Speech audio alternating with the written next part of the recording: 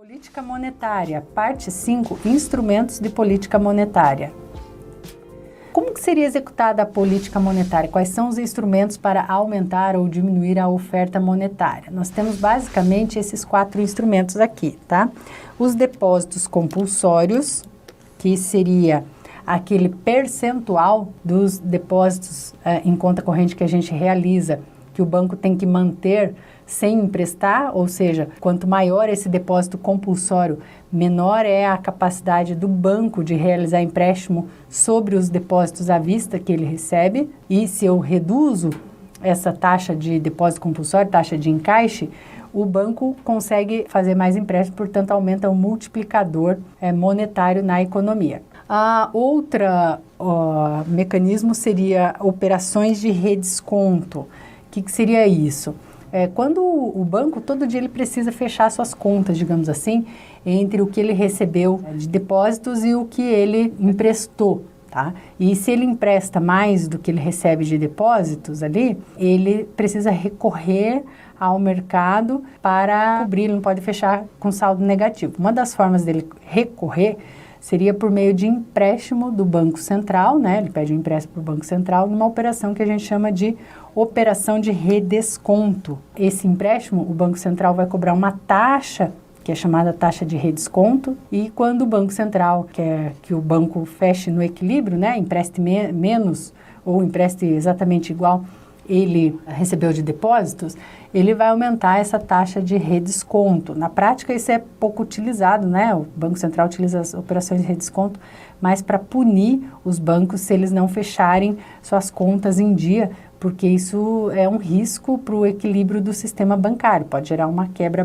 bancária. O terceiro instrumento, muito mais comum de ser utilizado no Brasil, principalmente, são as operações de mercado aberto. Então, como eu comentei, todo dia o banco precisa fechar a sua conta entre o que ele recebeu de depósitos, né, e o que ele fez de empréstimos, né? Os depósitos que ele recebe diariamente de moeda têm que ser suficientes para cobrir os saques, tá? Então, se ele fizer muito empréstimo em determinado dia e tiver muito saque também, o que ele recebeu de depósito não vai equilibrar as contas e ele precisa recorrer a captar recursos no mercado. A forma mais comum dele fazer seria vender títulos e comprar títulos, né, no mercado ali, que a gente chama de mercado aberto, que seria com outros bancos ou títulos públicos. Não é interessante ficar com dinheiro parado também.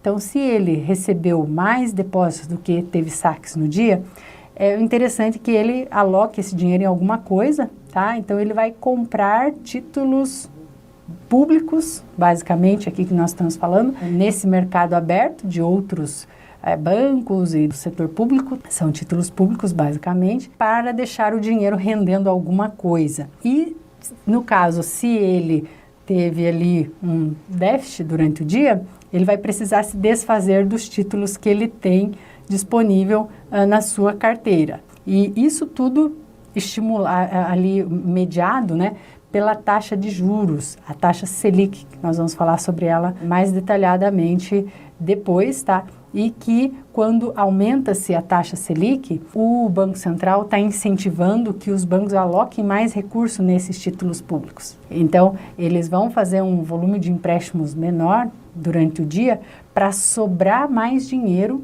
para que depois eles aloquem nesses títulos e ganhem mais dinheiro que fazendo empréstimo para o público. E o quarto mecanismo seria aqui o mecanismo de controle e seleção de crédito. Aqui seriam facilitar, né, empréstimos ou dificultar empréstimo, alongar prazo de pagamentos, né, número de parcelas basicamente, as facilidades de obter o crédito ou restringir, né, se eu quero reduzir os meios de pagamentos da economia, de forma que os bancos conseguem fazer mais empréstimo ou menos empréstimo independente da taxa de juros que eles vão praticar desses empréstimos. É isso, bons estudos e até a próxima aula.